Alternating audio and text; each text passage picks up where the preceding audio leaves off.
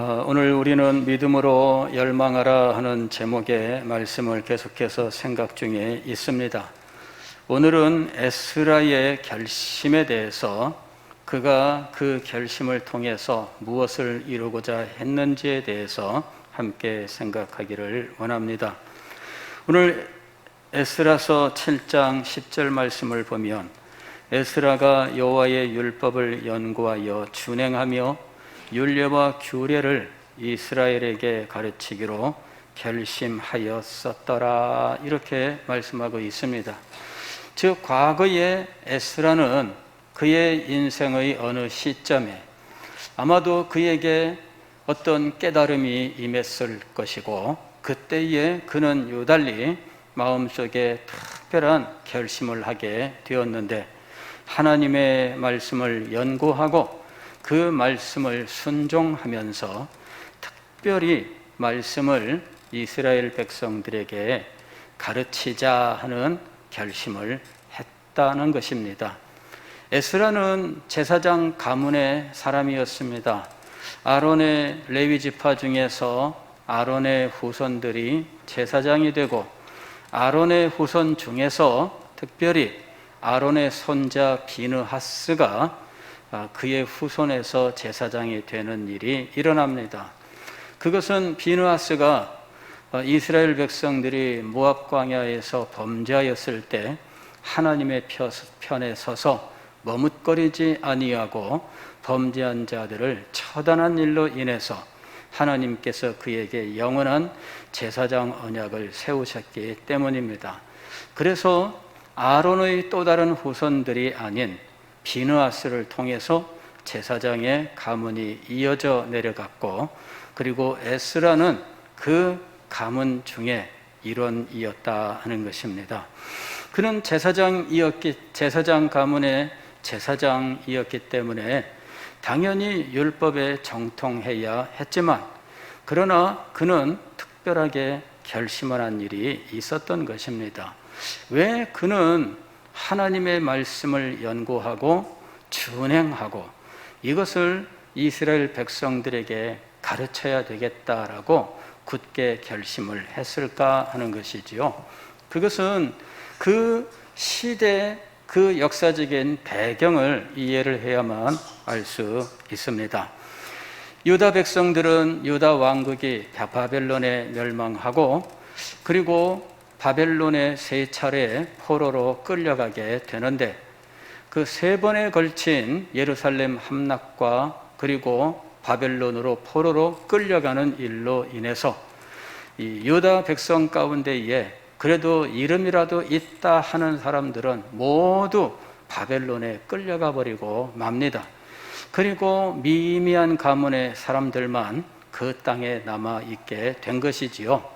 이유는 그 땅에서 그래도 한다 하는 사람들이 있으면 계속해서 모반을 일으킬 가능성이 있기 때문에 아예 싹을 모두 없애기 위해서 그래도 뭔가 이름이라도 있는 집안은 그 집의 아이들까지 몽땅 포로로 붙잡아 가게 되었던 것입니다.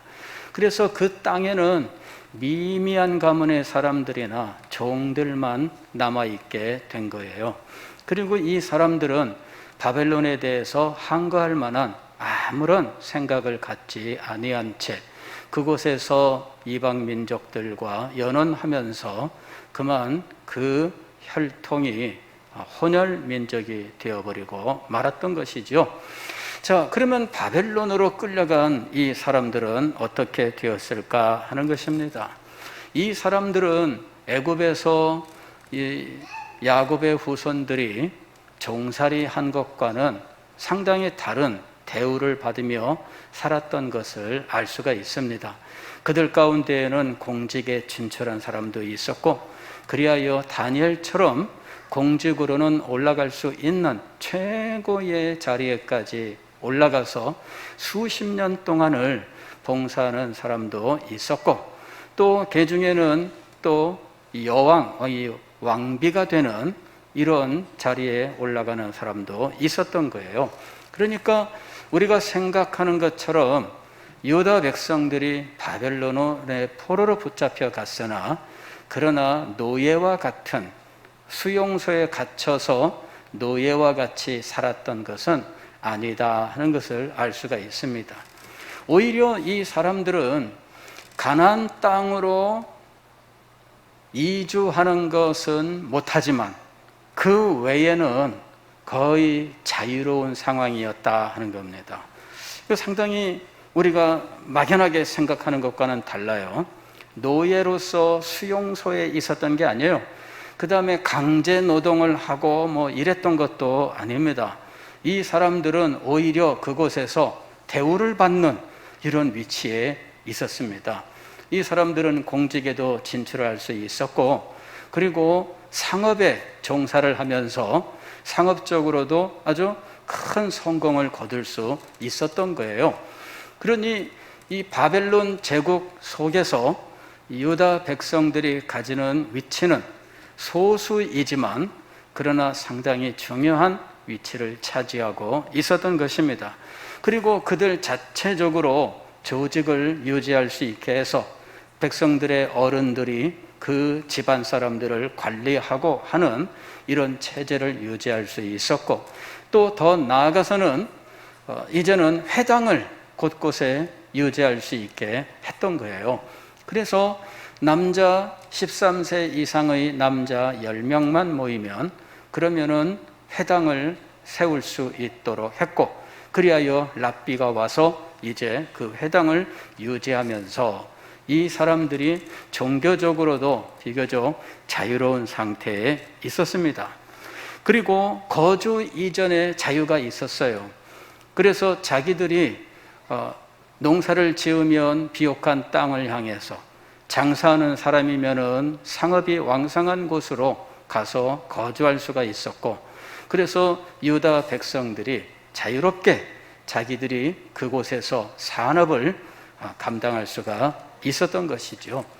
또 심지어는 가나안 땅으로 자기들이 직접 이주는 못하지만 그러나 그곳에 다녀올 수는 있었고, 심지어는 그곳에서 편지까지도 오고 갈 수 있는 상황에 있었습니다. 에스겔서를 보게 되면 에스겔서에 에스겔의 동생이 이제 예루살렘에 다녀오는 장면이 나오고요, 또 편지도 오고 가선 예루살렘 상황을 알려주는 장면도 나옵니다. 그런 걸 볼 때에 유다 백성들은 바벨론 땅에서 우리가 생각하는 것처럼 노예 생활, 수용소 생활, 강제 노동 이런 것하고는 상관이 없는 삶을 살고 있었다 하는 것을 알 수 있습니다. 자, 그러면 도대체 무엇이 문제일까요? 바로 그것이 문제였던 겁니다. 자, 유다 백성들은 지금 현재 일단 자유로운 상태이기는 하지만 그러나 언제나 이 사람들은 정복민의 타이틀을 달고 있는 상황이에요. 어디 가나 유다 백성 꼬리표가 붙어 있는 상황입니다.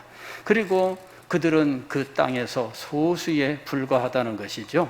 그래서 그것 자체가 유다 백성들에게는 상당히 위험한 일입니다. 여러분, 유다 백성들의 상황은 자기들보다 더 발달된 문화 속에서, 그리고 정복민들의 언어 속에서, 그리고 그들의 일상생활에 들어있는 이 종교의 바탕을 한 이 일상생활 속에서 유다 백성들은 항상 그 종교와 문화와 언어 속에 그만 파묻혀서 그 정체성을 잃어버리고 사라질 수 있는 위험이 있었다 하는 것이에요. 여러분, 과거에 미국에 이민 간 분들이 고민한 것이 바로 그런 문제였어요. 미국에 이민을 가서 열심히 밤낮으로 일을 했는데 아이들을 학교에 보냈습니다. 아이들은 학교에 가서 한국말을 쓰면 안 돼요. 그래서 영어를 배우고 영어로 소통을 하고 영어만 하다가 집에 돌아오는 거예요. 부모들하고 처음에는 부모들이 한국말을 하지만 그러나 조금 지나면 아이들이 영어를 더 잘해요. 부모들이 영어를 배우려고 아이들하고 한국말을 하는 거를 포기하고 영어로만 말하다 보니까 점점 아이들은 영어를 자기의 제1 언어로 여기고 부모에게도 영어로만 말하는 상황이 되고 한국말을 잊어버리는 거예요. 부모들은 한국말로 이야기하는데 아이들은 영어로 대답을 하고 이제 이러는 상황이죠. 부모들이 오히려 더 좋아했어요. 왜? 자기들이 영어를 배울 수 있다고 생각을 한 거예요. 그런데 아이들이 크고 보니까 한국은 잊어버리는 거죠. 한국이란 것이 뭐야? 또 가서 살아보니 이 동양인은 소수예요. 이런 소수인으로서 이 백인들 사이에서 느끼는 그 감정, 그 소수인이라고 하는 이 감정, 그리고 이 사람들이 무슨 뭐 인종차별을 안 한다고 하지만 어린이들은 그런 거 없습니다. 인종차별 그 하죠, 아이들은. 예. 그러니 그 속에서 이 혈통은 한국인이지만 그러나 그의 사고방식, 자기 인식은 철저하게 미국인인 아이들이 나타나게 되는 거예요. 그래서 어느 날 부모들이 보니까 얘가 한국 애가 아니에요. 얘가 미국이에요. 생각하는 거, 행동하는 거, 말하는 거 모든 게 미국 사람이에요. 이래서 어느 날 20살도 안 됐는데 애인이라고 턱하니 외국인을 데려오고 그리고는 턱하니 애기를 낳아오고 그러는 거예요. 보니까 미국 애들하고 똑같아. 미국 애들은 16세만 되면 자기들끼리 마음대로잖아요. 그러니 미국 애들하고 똑같은 거예요. 그제서야 땅을 치고 한탄했는데 3세를 낳게 되면 어떻게 될까요? 3세는 처음부터 미국인이에요.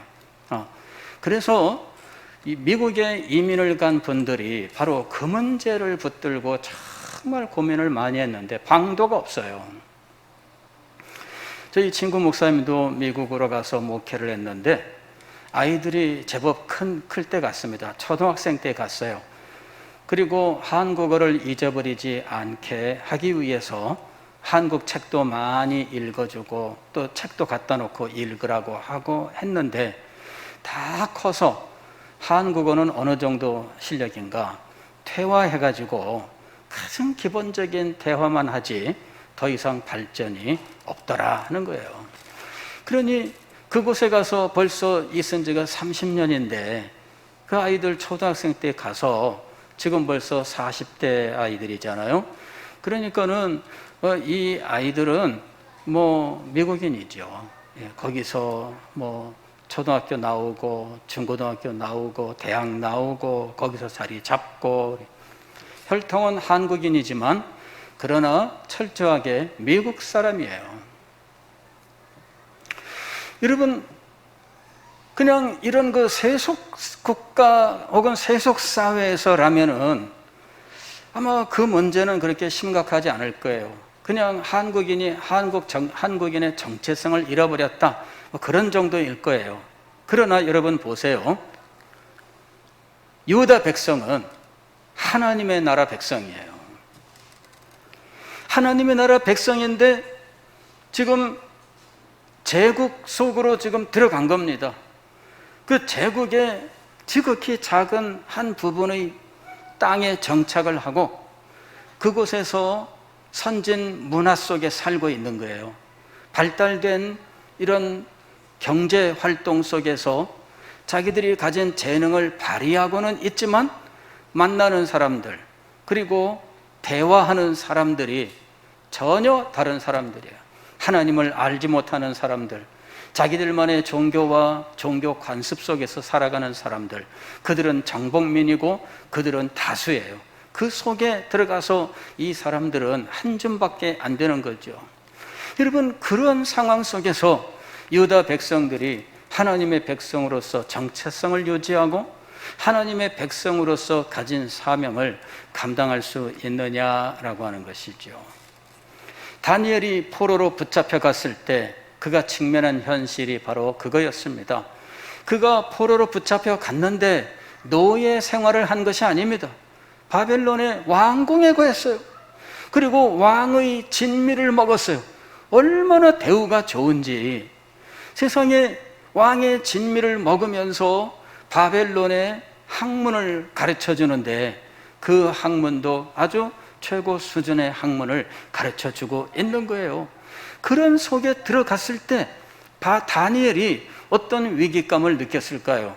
내가 이곳에서 이 학문을 배우고 또 이 음식을 먹으면서 바벨론 왕궁의 법도를 배우면서 이 나라 속에 자기가 편입이 되는 것인데, 그렇다면 내가 하나님의 백성으로서 나 자신을 지킬 수 있느냐라고 하는 것입니다.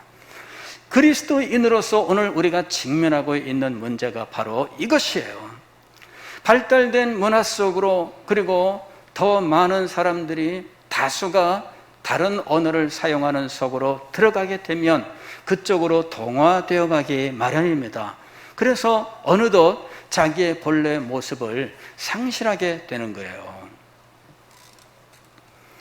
얼마 전에 제가 어느 유튜브를 하나 봤는데, 이거는 이제 미국 사람인데 한국어를 어떻게 미국에 있을 때 청소년 시절에 한국어를 배워가지고 한국에 와서 생활하다가 여기서 영어 교사가 되고 생활을 하다가 한국 사람하고 결혼을 해서 현재는 미국에 가서 살고 있는 사람이 있어요. 굉장히 유명한 영어 강사이고 또 이 사람이 쓴 영어 교재들이 베스트셀러가 되어 있습니다. 근데 이 사람의 유튜브가 굉장히 구독하는 사람이 많아요. 예. 근데 한국 사람하고 한국 여자하고 결혼을 했는데 이 딸을 낳았어요. 그리고 지금은 한창 이제 이 딸을 키우고 있어요. 100일 조금 넘었습니다. 근데 이 부부가 어느 날 앉아서 두런두런 상의하는 결정이 하나 있었는데, 그건 뭐냐면은 가정에서 이 딸에게 어떤 언어를 사용할 것인가 하는 것이죠. 그래서 외국 다른 사람들도 이 유튜브 구독하는 사람들이 의견을 막 씁니다. 엄마는 한국 사람이니까 한국어를 쓰고 아빠는 미국 사람이니까 영어를 쓰고, 그러면 이 딸이 한국어와 영어를 동시에 들으면서 이 소위 말하면 바이링걸입니다. 두 개의 언어를 모국어로 배우게 될 것이다. 뭐 이런 이야기예요. 일반적으로 우리가 알고 있는 일입니다. 그런데 이 아빠 되는 미국 사람이 이렇게 이야기를 합니다. 집에서는 한국어만 쓰자. 아빠도 한국어를 잘해요. 좀 어색한 부분이 있기는 하지만 그래도 한국어를 잘해요. 한국어만 쓰자 이러는 거예요. 왜냐하면은 이 딸이 커서 유치원이라도 갈라치면 유치원부터는 모두 영어예요. 환경 자체가 영어로 둘러싸여 있는 사회라는 거죠. 그러면 이 아이가 한국어를 부끄러워할 수 있다는 거예요. 그래서 한국어를 말하지 않고 점점 영어만 쓰는 상황이 될 것이다. 그래서 아이는 엄마가 한국어로 말을 해도 영어로만 답하는 이런 일이 벌어질 것이다. 이렇게 얘기를 해요. 근데 이 미국인 아빠가 언어를 공부한 사람이에요. 그래서 이 다수에 둘러싸여 있는 소수, 그리고 다수가 사용하는 언어 속에서 소수가 사용하는 언어, 이런 관계에 대해서 이 사람이 잘 알고 이야기를 한 거예요.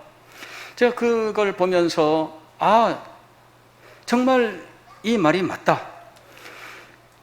주위가 모두 영어를 쓰는 사회, 혹은 그 사람이 살고 있는 사회가 텍사스인데, 텍사스는 우리나라보다 한 10배인가 더 크잖아요. 엄청난 곳입니다. 근데 거기가 미국에서는 남부이기 때문에 스페인어 쓰는 사람들도 많아요.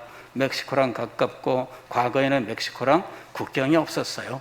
그러니 그런 그 다수 언어, 다수 문화 속에서 소수 언어, 소수 문화가 묻혀버릴 수 있는 거죠. 여러분, 이거는 굉장히 실질적인 문제예요. 현재 우리들이 지금 이 세상에서, 대한민국에서 그리스도인으로서 겪고 있는 문제입니다. 우리들은 지금 세속 국가, 세속 문화 속에서 살고 있어요. 그런데 우리들이 늘 하는 말이 그 얘기입니다.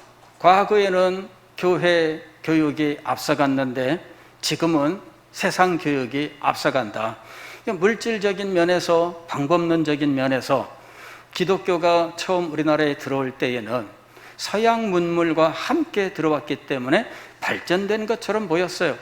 그래서 동경의 대상이었습니다.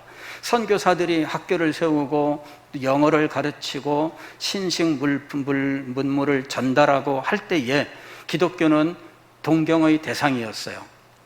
그러나 여러분, 지금은 그렇지 않습니다. 지금은 교회 오지 않고 그래도 얼마든지 세상의 문물을 즐길 수 있고 발달된 것들을 마음껏 이용할 수 있는 세상입니다. 그리고 우리는 이 다수가 차지하고 있는 이 세상 문화 속에서 우리의 아이들이 지금 자라나고 있다는 거예요. 그 다음에 이 아이들이 세상의 이 제도, 특별히 대학 입시라고 하는 이 제도 속에서 우리의 아이들은 줄 세우기를 강제로 지금 하고 있고, 이 속에서 우리 아이들도 대학 입시 그 제도 속에 들어가서 꼼짝없이 그렇게 크고 있는 상황이에요.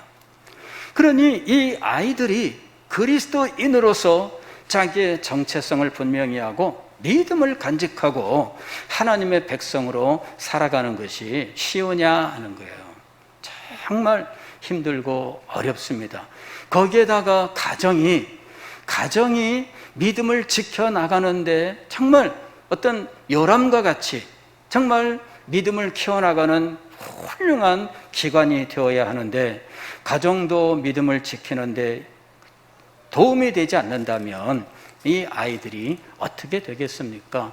부모님의 믿음이 제대로 들어가 있지 않고, 혹은 부모님들이 늘 가정에서 불화하고 가정에 문제가 일어나면 아이들은 집에 대해서 이제 마음을 끊고 집을 멀리 떠나고 싶어 하고, 집을 떠나고 싶어 하는 아이들이 믿음은 지키려고 하겠어요. 그러니 이와 같은 이런 위기가 오늘 우리에게 지금 찾아와 있다는 거예요. 다음 세대의 문제는 단지 인구가 줄어들고 이 숫자가 줄어들고 여기에서 끝나지 않아요. 다음 세대의 문제는 사고방식, 사상의 문제와 사고방식, 그리고 세상 문화를 동경하고 세상을 추구하는 이와 같은 쪽으로 변화되어 가고 있다는 거예요. 그런데 저는 이 에스라를 묵상하면서, 그리고 그 시대의 유다 백성들의 삶을 묵상하면서, 어쩌면 이것이 오늘 우리들이 직면하고 있는 상황과 똑같은가 하는 사실을 발견하고 깜짝 놀랐습니다. 그들이 직면하고 있는 현실이 바로 우리가 직면하고 있는 현실이었구나.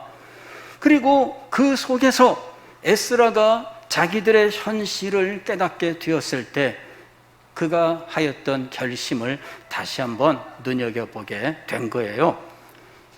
에스라가 여호와의 율법을 연구하여 준행하며 율례와 규례를 이스라엘에게 가르치기로 결심하였었더라.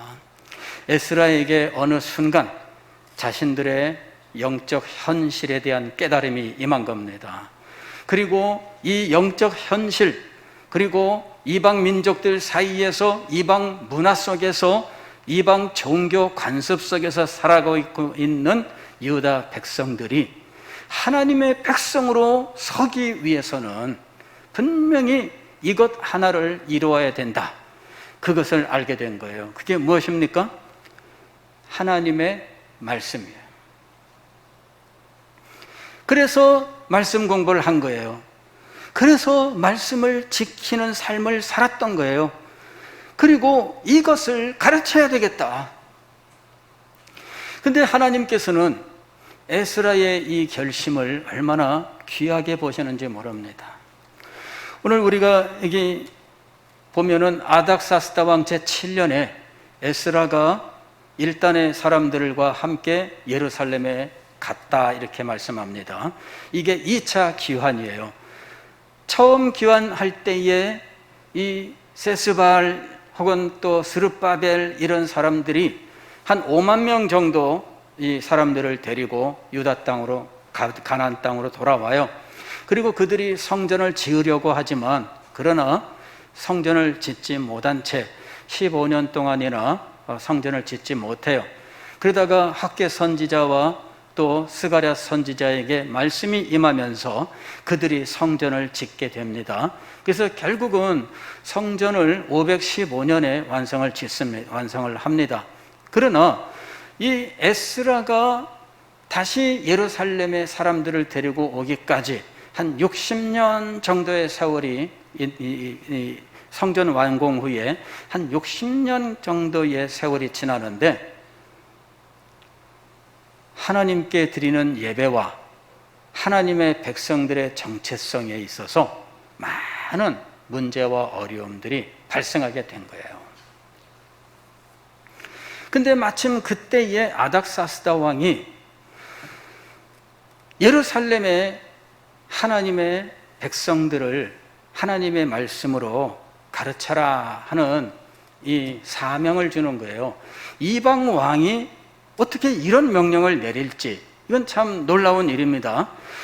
어떻게 이런 명령을 내렸는지 에스라서 7장 25절 보면 에스라여 너는 내 손에 있는 네 하나님의 지혜를 따라 네 하나님의 율법을 아는 자를 법관과 재판관을 삼아 강 건너편 모든 백성을 재판하게 하고 그중 알지 못하는 자는 너희가 가르치라. 가르치라 이 명령을 지금 누가 내리고 있습니까? 아닥사스다 왕이 내려요. 왕이 왜 이런 명령을 내렸을까요? 분명히 이 명령이 내리기까지는 에스라의 역할이 있었을 거예요. 에스라서 7장 6절을 보면 이렇게 되어 있습니다. 이 에스라가 바벨론에서 올라왔으니 그는 이스라엘의 하나님 여호와께서 주신 모세의 율법에 익숙한 학자로서 그의 하나님 여호와의 도우심을 입음으로 왕에게 구하는 것은 다 받는 자이더니 이 사람은 제사장 가문의 제사장 출신으로서 그는 이제 하나님의 말씀에 아주 정통한 사람이에요. 그런데 공직에 나아가서 공직을 담당하고 있었습니다. 그런데 하나님께서 그를 축복하시니 왕에게 구하는 것은 다 받는 자입니다. 그래서 어느 날 뜻을 정하고 왕에게 자기의 뜻을 이야기했더니 왕이 그의 뜻을 따라서 조서를 내린 거예요. 그래서 가르치라 하고 에스라가 결심했던 것을 왕이 그대로 지금 명령으로 조서를 내리잖아요. 에스라는 자기의 결심한 것을 늘 붙들고 기도하면서 그리고 때가 되었을 때 왕에게 이야기를 해서 왕의 허락을 받고 왕의 조서를 받아서 이제 공식적으로 그 일을 감당할 수 있게 되었다라고 하는 것입니다. 여러분, 오늘 우리는 에스라의 이 결심이 얼마나 중요한 역할을 했는지를 알아야 됩니다. 이거는 에스라 개인의 삶에도 결정적으로 영향을 미쳤고 그 시대 유다 백성들에게 특별히 성전은 건축했으나 성전 예배를 드리는데 제대로 드리지 못하고 있었고 법도를 세우지 못하고 있었던 귀한 유다 백성들에게 에스라가 했던 이 역할은 엄청난 거예요. 이 사람들은 성전은 지었는데 성전 예배를 온전하게 드리지 못합니다. 그리고 어느덧 그 땅에 살면서 이방 민족들과 연원하면서 혼혈 민족들을 만드는 상황에 떨어져 버리고 말았던 거예요. 이런 유력한 집안의 사람들도 빠져 있었던 함정이었어요. 에스라가 와서 오자마자 보니 참 상황이 한심합니다. 사람들이 와서 에스라에게 상황을 이야기해 주는데 지금 이렇습니다. 에스라가 그 말을 듣고 혼자 들어가서 펑펑 울어요. 이런 상황에서 어떻게 할 수 있을까? 에스라는 바벨론을 떠나기 전에 결심을 단단히 했어요. 그는 함께 갈 사람들을 모여라 하고 다 확인을 해보니까 레위인이 없어. 레위인이 없다는 말은 성전을 섬길 사람이 없다는 말이에요. 성전은 지었는데 성전을 섬길 사람이 없어요. 그래서 레위인들을 찾아서 어디 있느냐 찾아서 연통을 하고, 그리고 이 사람들에게 같이 가자 설득을 하고 해서 레위인들이 와요.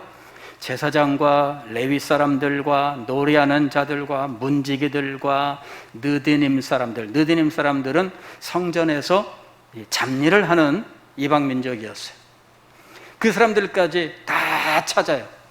이래 가지고 이 성전 예배 회복을 위하여 이 사람들을 모두 다 모아서 한 10,000명에 이르는 사람이 예루살렘으로 오는 거예요. 여러분, 에스라는 말씀을 가르치되 하나님의 말씀대로 행하기 위해서 그는 성전 예배의 회복이 얼마나 중요한지를 알았던 거죠. 그래서 성전 예배를 회복하기 위하여, 이것을 제대로 드릴 수 있기 위하여 성전 예배에 필요한 사람들을 모집을 했어요. 안 되면 연통을 하고 설득을 해서 이 사람들을 다 모아서 이 사람들과 함께 이제 강가에 모여서 금식하고 그리고 나서 출발을 한 거예요. 도착했는데 현실은 만만치가 않아요. 통곡할 수밖에 없는 현실을 직면하게 된 겁니다. 사랑하는 성도 여러분, 하나님께서는 에스라에게 하나님의 백성들의 영적 현실을 깨닫게 하시고, 그가 그 현실을 보고 마음속에 결심을 하게 하시고, 그 결심한 것을 이룰 수 있도록 축복하시고 인도하셨습니다. 에스라는 바로 그 결심 속에서 하나님의 나라에 대한 소망을 간직하고 하나님의 백성들의 정체성을 온전케 하여 언약의 백성으로 바로 세울 수 있기를 소망하고 자신의 모든 삶을 드렸던 것입니다. 하나님께서 이 일을 위하여 왕도 움직이셨고 아닥사스다 왕이 조서를 내렸어요. 그리고 나중에 이 일을 돕기 위하여 느헤미야까지 보냅니다. 이 에스라가 아닥사스다 왕 7년에 예루살렘에 왔는데 13년 후에 느헤미야가 또 사람들을 데리고 3차 귀환을 하게 되는 거예요. 그때 느헤미야와 에스라가 예루살렘 성벽을 중수하고 하나님의 말씀을 읽고 놀라운 부흥의 역사가 일어나고 이런 일들이 일어났던 거죠. 엄청난 역사가 일어났습니다. 하나님께서는 이렇게 왕도 움직이고 그리고 도울 사람도 세우셔서 놀라운 역사를 이뤘던 거예요. 그래서 에스라가 하나님의 말씀을 백성들에게 올바로 가르치고 전수하고 이 말씀을 보존하는 일을 힘쓰면서 서기관 계급이 생겨나고 이 사람들이 말씀을 보존하는 사명을 감당했던 거예요. 그리고 에스라에게서부터 말씀을 배운 사람들이 말씀을 신실하게 순종하며 살아가는 삶을 사는 일을 시작을 하고 이 사람들이 하시딘 경건한 사람들이 되는 거예요. 그리고 그들의 먼 후손이 바로 바리새인이 되는 거죠. 바리새인들은 예수님에게 책망은 받았지만 그러나 에스라로부터 내려오는 말씀에 충성을 다하는 이 전통을 그대로 받아들였던 거예요. 에스라를 통해서 이스라엘 백성들은 자기의 정체성을 유지할 수 있었어요. 그 믿음을 유지할 수 있었고 예배를 유지할 수 있었고 사고 방식을 유지할 수가 있었던 거예요. 에스라의 결심이 얼마나 결정적으로 중요한 일을 했는지 모릅니다. 오늘날도 이 결심을 하나님께서 귀하게 보시는 줄 믿습니다. 사랑하는 성도 여러분, 우리는 지금 점점 세상 문화 속에 함몰되어 가는 시대를 살아가고 있습니다. 코로나19 바이러스의 문제는 작은 거예요. 이것이 지나고 나면 우리들이 어느 순간 세상 문화 속에 녹아져가고 있는 우리들을 발견하게 될 겁니다. 여러분, 이 영적 현실을 목격하고 새롭게 결심을 해야 됩니다. 나부터 하나님의 말씀에 마음을 기울이고 나부터 하나님의 말씀에 순종을 하되 이 말씀을 우리 자녀들에게 정말 진실되게 가르치기로 결심을 해야 됩니다. 이 일을 위해서 오늘 우리가 깨달음을 얻고 결심을 하고 나아간다면 주님께서 축복하셔서 마침내 아름다운 열매를 맺게 하실 줄 믿습니다. 기도하겠습니다.